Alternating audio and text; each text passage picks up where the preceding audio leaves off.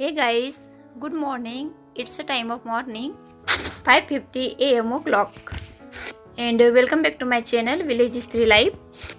संभव है तुझे कुछ भी ना मिले, ये सफ़र तुझे अब व्यर्थ लगे, तू हौसला न हारना, एक बार फिर से ललकारना।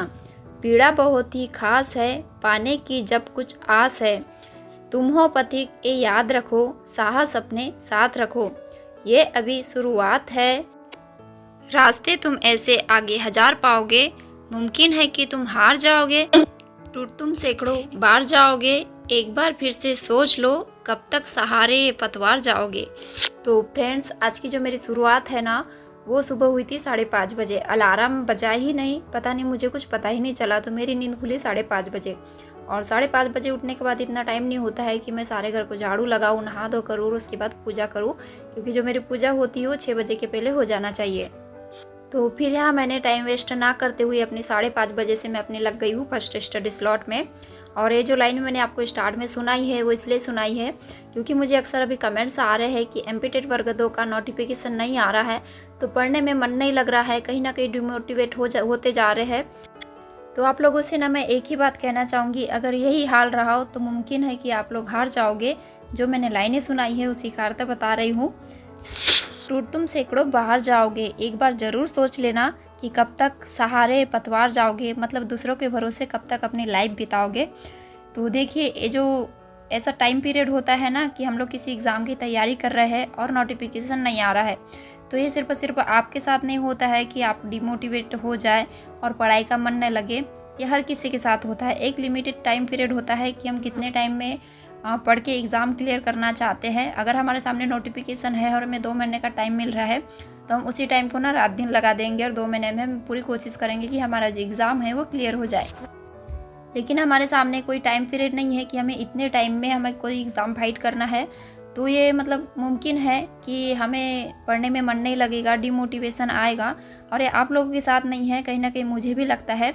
लेकिन मैं आप लोगों को एक ही चीज़ कहना चाहूँगी, जैसे हमारे पास टाइम पीरियड होता है कि हमें 2 महीने में एग्ज़ाम निकालना है, तो हम 7 से 8 घंटा हम डेली पढ़ने की कोशिश करते हैं। अभी हमारे पास कुछ वो नहीं है कि कब तक नोटिफिकेशन आएगा, कब एग्ज़ाम होगी।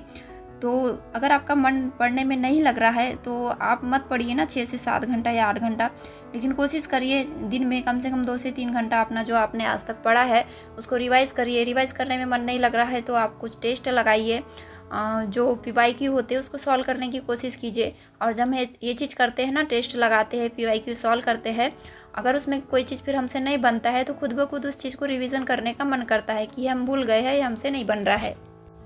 किसी चीज़ को स्टार्ट करने के बाद बीच में वो चीज़ छोड़ देना, ये किसी भी चीज़ का सॉल्यूशन नहीं होता है। किसी भी जो अपना गोल होता है उसको पाने का ये कोई रास्ता नहीं होता है। हमें अपने रास्ते पे कंटिन्यू बनना पड़ता है।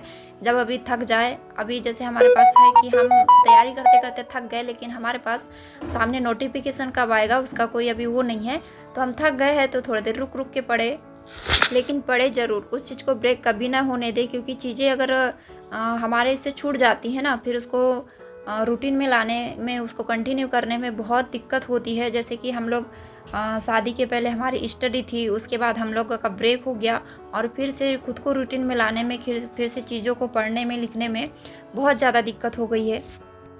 और इतने दिक्कतों का सामना करने के बाद, इतना स्ट्रगल करने के बाद हम अभी 1-1.5 साल से लगभग पढ़ रहे हैं, और फिर से अगर बीच में छोड़ देंगे तो हमारे इतना स्ट्रगल करने का, इतना मेहनत करने का मतलब क्या रह जाएगा। तो बस आप लोगों से एक ही बात कहना चाहूँगी, अगर आपको पढ़ने का मन नहीं लगता है, मुझे भी नहीं लगता है, मुझे भी कहीं ना कहीं लगता है कि कब नोटिफिकेशन आएगा, कब तक पढ़ते रहेंगे, फिर भी मैं अपनी स्टडी छोड़ नहीं रही हूँ। जितना टाइम मिल रहा है, टाइम तो वैसे सफिशिएंट हो जाता है अगर हम निकालना चाहे तो, लेकिन मन नहीं कर रहा है तो बस थोड़ा थोड़ा, जैसे हम पहले 1 घंटा 2 घंटा लगातार पढ़ लेते थे, तो उतना ना पढ़ के 20-20 25-25 मिनट का स्लॉट बनाइए, पढ़ते जाइए। जब बोर लग रहा है तो थोड़ा सा अपना घर का काम कर लीजिए, थोड़ा सा कुछ कर लीजिए, और फिर से 20-25 मिनट का स्लॉट बनाकर अपना स्टडी कंटिन्यू रखिए। तो यहाँ ना साक्षु की अभी क्वार्टरली एग्ज़ाम स्टार्ट होने वाले हैं 23 से, तो बस मैं उसको थोड़ा सा रिवीजन करवाते जा रही हूँ साथ साथ में। वैसे तो ये काफ़ी दिनों से भी स्कूल नहीं गया है, लगभग 15 दिनों से, लेकिन फिर भी उसका सिलेबस अभी जहाँ तक कंप्लीट हुआ है, मैं खुद से ही वो सारा सिलेबस उसको कंप्लीट करवा के उसको टेस्ट के मतलब फॉर्म में मैं उसको देते जाती हूँ क्वेश्चन आंसर, ताकि वो थोड़ा सा अपना कवर कर पाए। और ना सुबह फिर खाना बनाते बनाते मैंने बर्तन वगैरह साफ़ की हूँ, और फिर साक्षी को उसी समय मैंने दे दिया था टेस्ट, आप भी टेस्ट बनाओ और मैं भी इधर अपना काम करती हूँ करके। और फिर अभी दोपहर के काम निपटाने के बाद फिर से मैं अभी लग गई हूँ अपने सेकेंड स्टडी स्लॉट में। और मेरी 9th क्लास की ना NCERT हो गई है ख़त्म रीड करने के बाद, और अभी 10th क्लास की भी आज जो मेरी NCERT हो जाएगी ख़त्म। तो इसके बाद मेरा सिर्फ और सिर्फ टारगेट रहेगा MCQ सॉल्व करना, जो PYQ है वो, और प्रैक्टिस करना एंड मॉक टेस्ट लगाना। और उस बीच में अगर मुझे किसी टॉपिक में लग रहा है कि मैं इसको भूल रही हूँ तो फिर से उसको रिवीजन करना।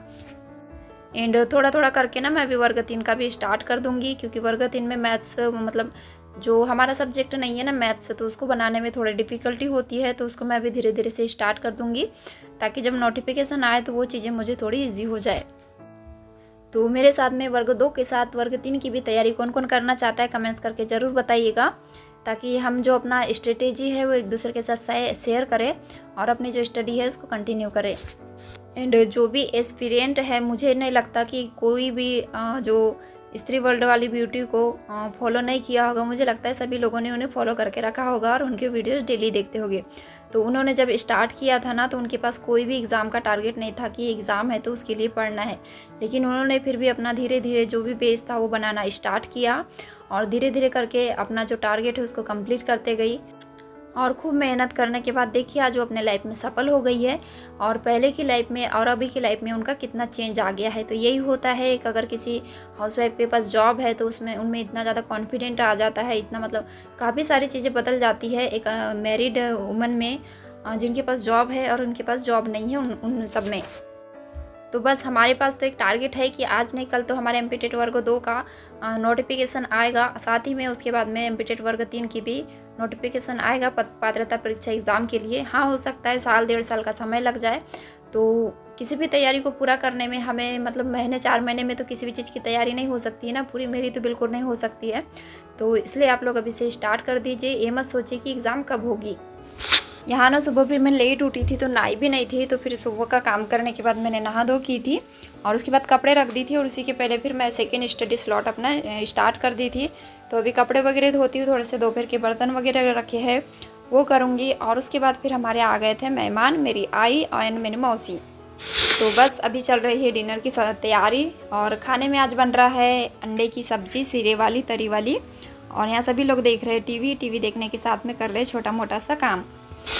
तो यहाँ मेरी आई मतलब मम्मी बहुत दिनों के बाद आई थी हमारे घर, और मतलब जो रात भर रुकी थी ना वो बहुत दिनों के बाद हुआ था, मुझे याद भी नहीं है। हाँ, जब मेरा साक्षी छोटा था ना, जब मुझे डिलीवरी हुई थी फर्स्ट टाइम, तब वो मेरे यहाँ रुकी थी 5 से 6 दिन तक, तब से कभी नहीं रुकी थी। तो खुश भी बहुत थी, अच्छा लगता है अपने अगर कोई हमारा आता है अपना। और सबसे ज़्यादा खुशी कब होती है, अगर इस टाइम पे हमारे पास जॉब होती तो हम उनके लिए अपने मतलब अपने अकॉर्डिंग कुछ बहुत अच्छा कर सकते थे, लेकिन वही होता है बिना जॉब के। वो मैंने लाइन सुनाई ना, कब तक सहारे दूसरों के मतलब कब तक दूसरों के सहारे रहोगे, तो ऐसे ही होती बिना मतलब जॉब की लाइफ दूसरों के सहारे ही होती है। तो बस यहाँ मैं अभी ना डिनर की कर रही हूँ तैयारी, डिनर बन जाएगा, हम लोग खाना वगैरह खा लेंगे। और मैं ना नॉनवेज खाती हूँ, इसलिए सब कुछ बनाती भी हूँ और खाती भी हूँ। हमारे यहाँ सभी लोग नॉनवेज खा लेते हैं।